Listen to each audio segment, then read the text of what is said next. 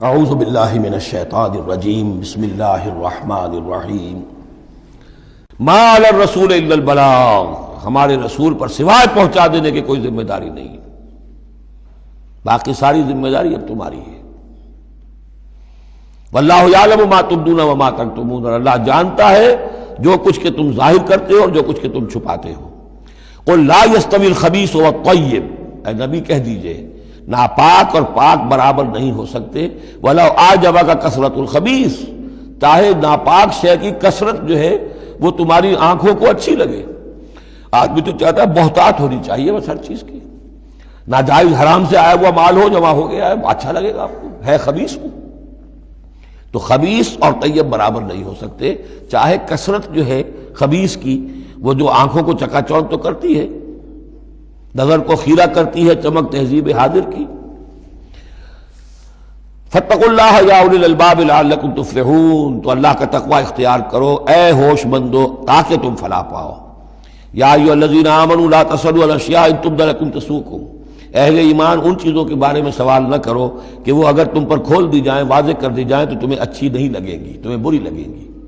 بعض چیزوں کی طرف سے اللہ تعالیٰ نے خود خاموشی اختیار کی ہوتی ہے، خام خواہ سوال کر کر کے اور اس کو اپنے اوپر جو ہے ذمہ داری کو بڑھا لینا، یہ بھی ایک جو خاص قسم کی مذہبی ذہنیت ہوتی ہے، کھودنے کریدنے کی اور بال کا کھال اتارنے کی، اس کا نتیجہ یہ نکلتا ہے۔ چنانچہ حج کے بارے میں جب آیت نازل ہوئی وَلِلَّهِ عَلَى النَّاسِ حِجُّ الْبَيْتِ مَنِ اسْتَطَاعَ إِلَيْهِ سَبِيلًا، یہ سورہ آل عمران میں ہم پڑھ آئے ہیں۔ تو ایک صاحب کھڑے ہو گئے کہ حضور کیا ہر سال فرض ہے؟ حضور نے سوال سن لیا لیکن سنا انسنا کر لیا، دوسری طرف رخ کر لیا۔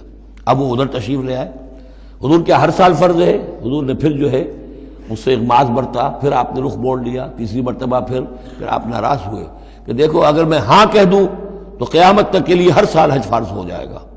جس چیز کے اندر اللہ تعالیٰ نے اجمال رکھا ہے اس میں تمہاری اس میں بہتری ہے، جو شخص ہر سال کر سکتا ہو کرے، لیکن یہ کہ فرضیت جو ہے اس کے ساتھ ہر سال کی قید اللہ نے نہیں لگائی۔ تم سوال کر کے اپنے لیے تنگی پیدا کر لو، جیسے وہ گائے کے بارے میں کیسا رنگ ہو اور کیا اس کی عمر ہو اور کیسی گائے ہو، یہ ساری چیزیں اسی طرح کی ہیں۔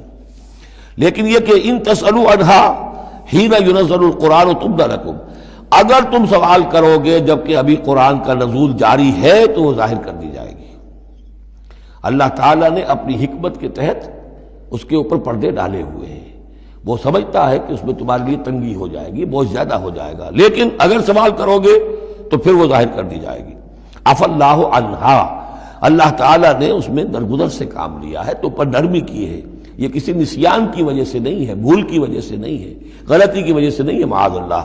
واللہ غفور حلیم، اللہ غفور ہے اور حلم والا ہے۔ قد سألها قوم من قبلکم ثم اصبحوا بها کافرین، تم سے پہلے کی قوم یہ اہل کتاب جو ہے اسی قسم کے سوال کرتے رہے اور پھر یہ کہ وہ اس کے انکار کرنے والے بن گئے۔ اب یہاں وہ چار چیزیں بھی آ رہی ہیں کہ جو ان کے ہاں بہت زیادہ مقدس ہو گئی تھی۔ ما جعل اللہ من بحیرۃ ولا صائبۃ ولا وسیلۃ ولا حام، وہاں کیا تھا؟ جعل اللہ الکعبۃ البیت الحرام قیاما للناس والشہر الحرام والہدی والقلائد، یہ چار چیزیں ان کی توثیق ہو گئی کہ یہ تو واقعتاً اللہ کی شریعت کے اجزاء ہیں، ان کا احترام اور ان کی حرمت کو ملحوظ رکھنا لازم ہے۔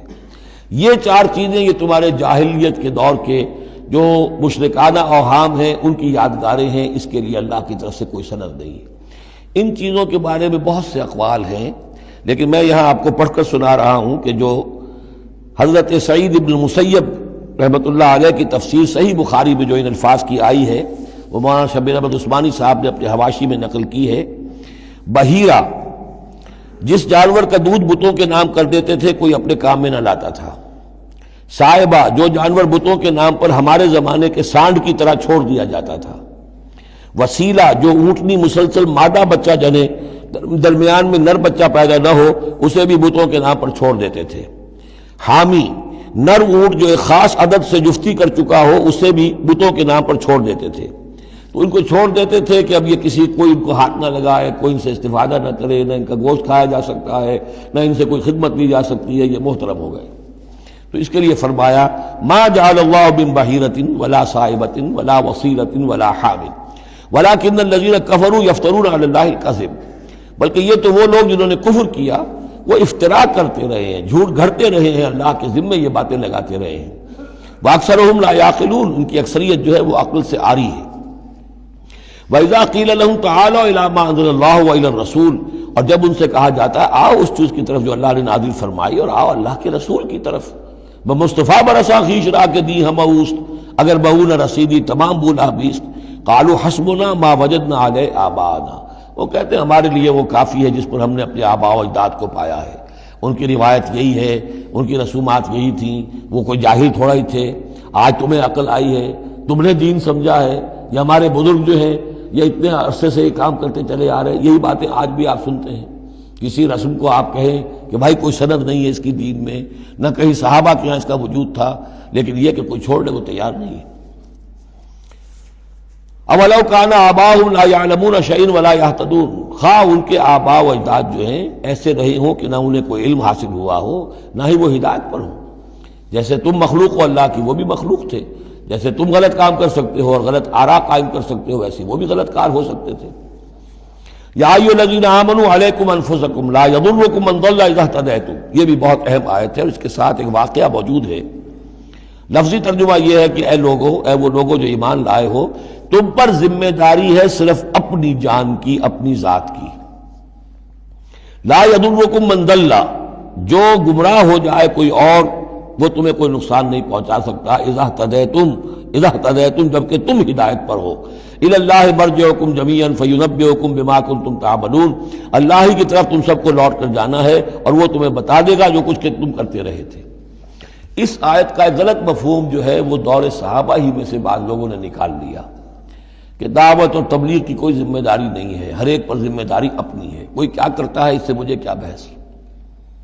دیکھو قرآن میں لکھا ہوا ہے یا ایھا الذین آمنوا علیکم انفسکم، مجھے اپنا عمل درست رکھنا ہے، باقی کوئی اور غلط کام کرتا ہے میں خام خواہ اسے روکوں ٹوکوں ناراضی مول لوں، نہی عن المنکر امر بالمعروف، اس کی کوئی ذمہ داری نہیں ہے۔ قرآن کہہ رہا ہے علیکم انفسکم لا یضرکم من ضل اذا اہتدیتم، اگر تم ہدایت کے اوپر ہوگے، صحیح راستے پر ہوگے، تو کوئی کتنا ہی گمراہ ہو جائے اس کا تمہیں کوئی نقصان نہیں۔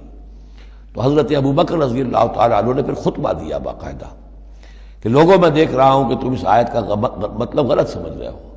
مطلب تو یہ ہے کہ تمہاری ساری تبلیغ اور کوشش امر بالمعروف نہی عن المنکر کے باوجود کوئی شخص گمراہ رہتا ہے تو اس کا تم پر کوئی وبال نہیں۔ یہ بار بار ہم پڑھ چکے ہیں۔ لا تصلوا علی اصحاب الجحیم، اے نبی آپ سے کوئی باز پرس نہیں ہوگی جہنمیوں کے بارے میں کہ یہ کیسے ہو گیا ہے محمد کہ ہم نے آپ کو بھیجا اور پھر بھی یہ قوم جو ہے جہنم میں چلی گئی۔ لیکن جہاں تک دعوت، تبلیغ، نصیحت، نہی عن المنکر، امر بالمعروف، یہ فرائض میں سے ہے، یہ فرض ساقط نہیں ہوتا اس آیت کی روح سے، بلکہ تمہاری ساری کوشش کے باوجود کوئی شخص ہے، والد ہے، بچہ فرض کیجئے اس کا کہیں آوارہ ہو گیا ہے، اپنی امکانی حد تک کوشش کیے جا رہا ہے، نہیں بچہ راستے پر آ رہا، تو ظاہر بات ہے کہ اللہ کے ہاں اگر اس نے پوری کوشش کی ہے، جد و جہد کی ہے، کوئی کوتاہی نہیں چھوڑی ہے اس میں، تو اب اس کا وبال اس پر تو نہیں آئے گا، لیکن اپنا فرض ادا کرنا لازم ہے۔ یا ایھا الذین آمنوا علیکم انفسکم لا یضرکم من ضل اذا اہتدیتم الی اللہ مرجعکم جمیعا فینبئکم بما کنتم تعملون، تو تم سب کو لوٹ کر جانا ہے اللہ ہی کی طرف اور پھر وہ تمہیں جتلا دے گا جو کچھ کہ تم کرتے رہے تھے۔ صدق اللہ العظیم۔